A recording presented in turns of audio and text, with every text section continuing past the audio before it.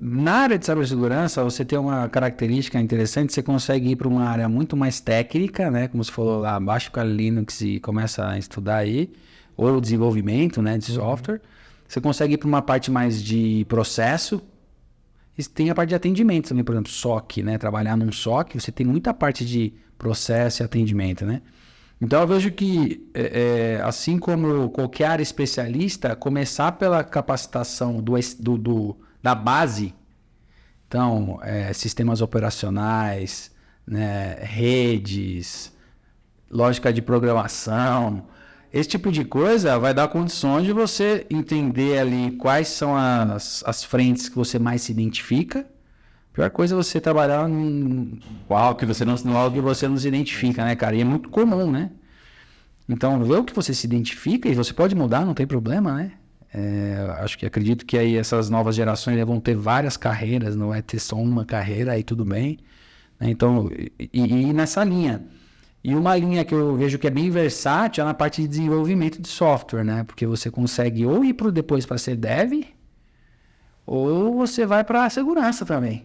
Porque tem muito dessa parte, a parte ofensiva demanda muito, né? Entender ali, porque no fim das contas você entender a arquitetura, tudo que está por trás daquela empresa, aquele software, aquele sistema, para conseguir quebrar ele e, consequentemente, achar uma vulnerabilidade, achar um potencial, uma oportunidade de melhoria, né? Ale, eu até ia falar uma coisa que eu achei até bacana do que o Vinícius falou, né? A questão da base, né?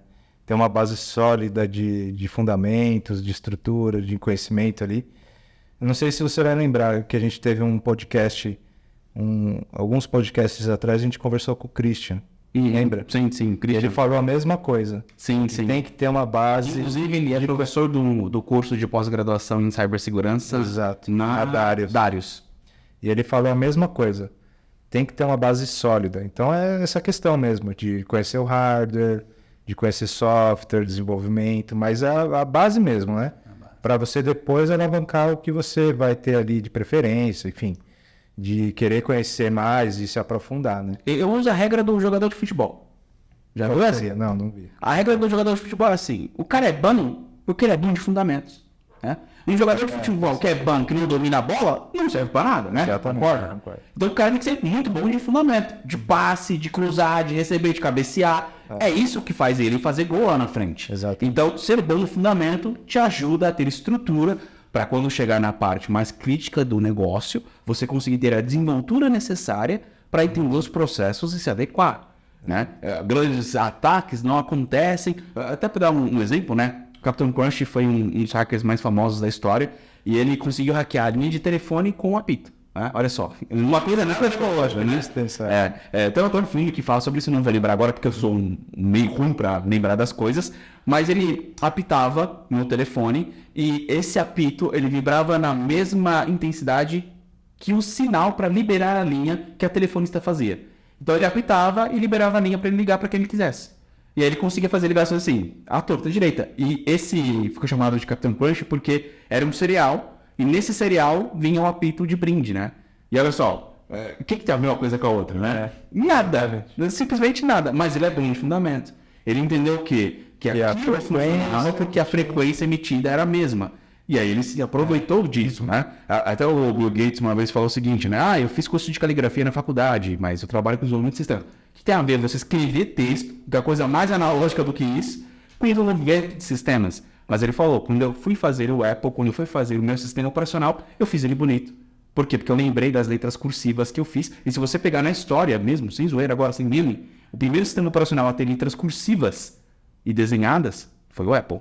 E olha só, é o cara que tem o melhor design para telefone celular e dispositivos aí, como notebook, por exemplo, para trabalho. Até que a gente nem chama de notebook, né? Pela própria marca, né? Exatamente, né? Sim. E nesses seus exemplos, os dois, tem uma capacidade que talvez seja um soft skill, né? Que é a capacidade de você fazer ligação das coisas, né, cara? Quando você pega a pessoa, você percebe rapidamente quando ela consegue fazer esse match de uma coisa com outra que teoricamente não tem nada a ver, e essa terceira coisa que surge pode ser qualquer coisa. Como que o cara... E outro, ele foi curioso, né? Curiosidade também é uma outra característica importante, né? Como que o cara pegou um apito dentro de um pacote e tentou fazer o negócio. Porque ele não foi pesquisar onde tinha um apito com aquele tom.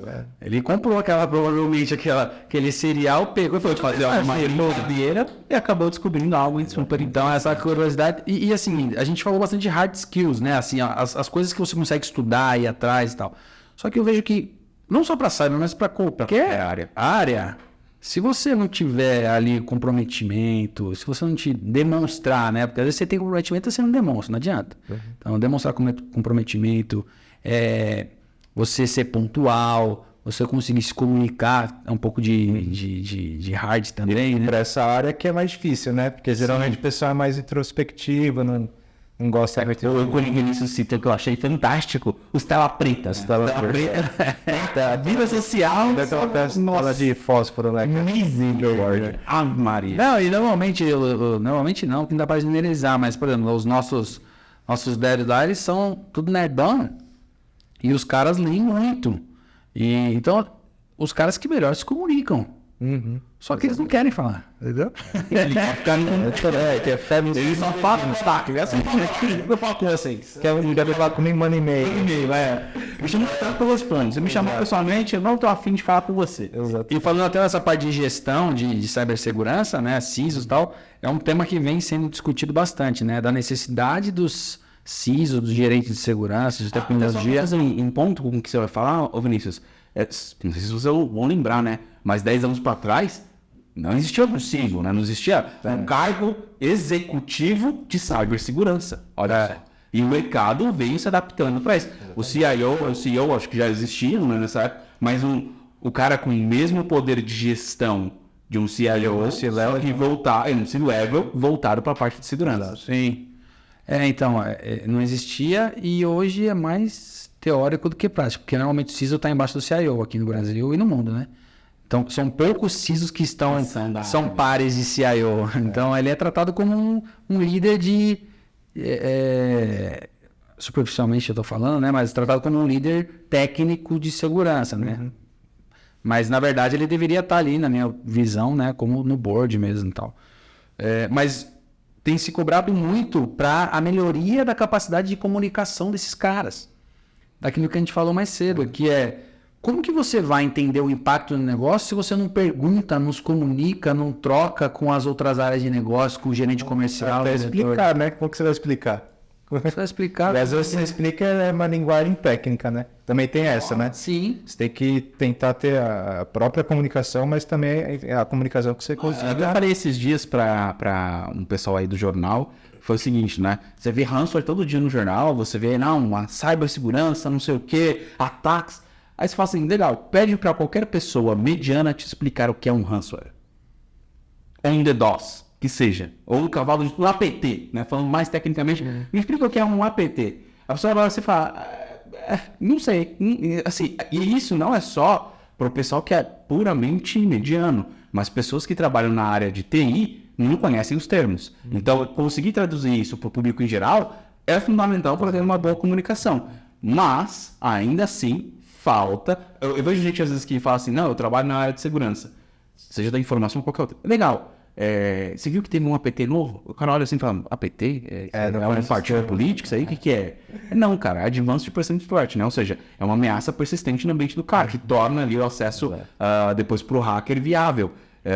E o cara não consegue entender. Então, eu acho que até essa parte da comunicação, ela é muito importante, mas eu vejo que o pessoal não se esforça tanto para ir no ano do caminho, né? Eles querem colher os louros, mas não querem ter os trabalhos de ter que plantar para poder colher tudo isso. Isso acontece. E a complexidade, essa questão da cibersegurança também, ela acabou sendo muito ampla hoje em dia, né, cara? Quando você pega cibersegurança como matéria, você vai ver que tem vários pilares ali que são totalmente diferentes.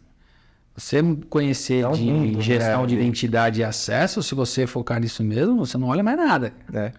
Então, até se fala muito em não ter mais, a gente vê uma consolidação de empresas oferecendo qualquer tipo de serviço de segurança, principalmente as grandes estão comprando empresas, mas até onde isso faz sentido? A gente tem conversado com alguns CISOs, por exemplo, CISO de uma empresa grande de banco, ele tem 5 parceiros de serviço gerenciado de segurança cibernética. Porque cada um conhece bem de uma coisa. Um é GVU, o outro é a parte de acesso, o outro é tipo SOC, sabe? Sim. Então, são 5 empresas totalmente diferentes. E isso é uma dificuldade para gerenciar. Mas ele prefere que ele sabe cada um. Então, habilidade, né? Precisa ter especialidade. Eu mesmo não conheço 99% do mercado de cyber. E nem quero. Porque eu quero vogar ali naquela parte que a gente se propõe a fazer bem, sabe? Então tem muito disso também. Não dá para saber. Cresceu muito, né? Porque também se você for tentar abraçar tudo, não vai dar, né? Óbvio, né? Você pega 5G. Cara, 5G, eu fui conversar. Tem um cliente nosso que é a Inatel. Que os caras, eles são um dos caras que mais conhecem de 5G. Eles estão fazendo 6G, você também, né? Lá no laboratório lá, né? E lá no interior de Minas. Fui fazer fomos desenvolver um artigo de segurança em 5G, comecei a estudar mais no detalhe isso, falei, cara, não consigo. Totalmente... assim, não dá nem para falar teoricamente, preciso de ajuda. Aí a gente tá criando um material em conjunto, mas aí você começa a ver o que os caras... Você vê, pô, você consegue fazer a ligação que tem aplicação dentro da rede 5G. Ah, então, pô, se tem aplicação, tem esse tipo de vulnerabilidade. Aí você consegue começar a ligar os pontos. Mas você vê, se você for falar só de segurança em nuvem, é um outro bicho. Não, e aí entra que cada nuvem tem a sua própria jeito de lidar. O CI não é igual o Amazon, que não é igual a Microsoft, não é igual o Google, e cada um dá um nome, e aí ajuda mais. Ajuda mais ainda na sopa de letrinhas, né? É uma coisa difícil, mas eu ainda acho que aquilo que a gente falou, voltar no fundamento te ajuda a entender e ter um mapa visual de tudo isso no final do dia e vai facilitar muito a sua vida.